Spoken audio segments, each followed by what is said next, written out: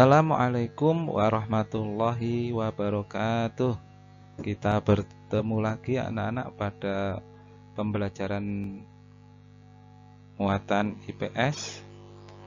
Tapi sebelumnya mari kita berdoa terlebih dahulu. Berdoa mulai. Bismillahirrahmanirrahim.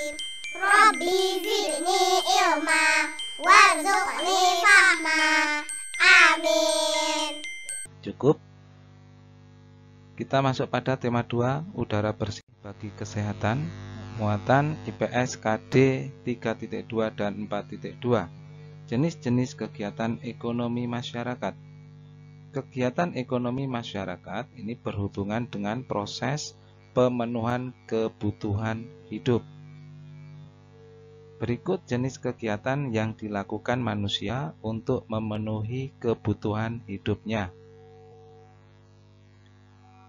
Pada bidang pertanian, ini bentuk kegiatannya adalah bercocok tanam dan memanen hasil pertanian. Misalkan di tempat kita ini ada yang bekerja menjadi petani padi, maka mereka menanam padi kemudian memanen hasil pertanian dari padi tersebut untuk digunakan untuk memenuhi kebutuhan hidupnya. Ada yang dijual atau bisa juga dikonsumsi sendiri.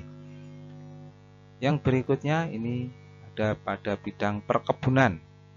Bentuk kegiatannya ada yang menanam kopi, teh, kelapa sawit, tebu, dan karet. Selanjutnya ada pada bidang peternakan. Ini seperti pembudidayaan hewan ternak. Barangkali di sekitar kalian ada yang beternak kelinci, mungkin ada yang beternak ayam. Nah, hasil dari peternakan itu tentunya kan tidak mungkin dikonsumsi sendiri atau digunakan sendiri. Biasanya hasilnya dijual kemudian digunakan untuk memenuhi kebutuhan hidupnya. Kemudian bidang perikanan. Ini ada yang membudidayakan ikan air tawar dan air laut. Misalkan membuat kolam yang digunakan untuk membesarkan ikan mujair dan lain sebagainya. Kemudian di bidang kehutanan, ini meningkatkan hasil hutan dengan menanam tumbuhan kayu. Yang bidang perindustrian, ini mengolah bahan mentah menjadi barang jadi. Misalkan dari hasil perkebunan tadi itu ada hasil getah karet, kemudian dibawa ke perindustrian, kemudian diolah menjadi barang jadi seperti sepatu dan lain sebagainya. Ini pada bidang perindustrian.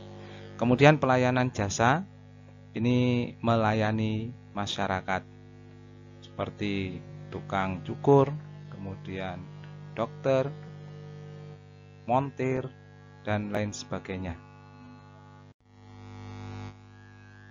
Usaha di bidang pariwisata. Nah, ini contohnya penyewaan tempat penginapan, kemudian pada jasa transportasi wisata juga ada, kemudian ada penjualan cenderamata. Biasanya kalau kita pergi ke objek wisata itu di sekitar tempat wisata tersebut ada banyak pedagang yang menjual cenderamata. Nah, kita bisa membeli, otomatis dari hasil penjualan mereka bisa memenuhi kebutuhan hidupnya ya. Kemudian ada juga yang di tempat wisata itu menjual makanan dan minuman seperti es kelapa. Oke, sementara untuk pertemuan pada hari ini cukup sampai di sini dulu, tapi sebelumnya nanti ada tugas buat kalian. Yang pertama, mengerjakan LKS halaman 17 aktivitas 4 muatan IPS KD 3.3 nomor 1 sampai 5 dikerjakan di LKS. Nanti jika tidak cukup, tulis di kertas dan kemudian ditempel di LKS agar tidak hilang ya. Terima kasih. Assalamualaikum warahmatullahi wabarakatuh.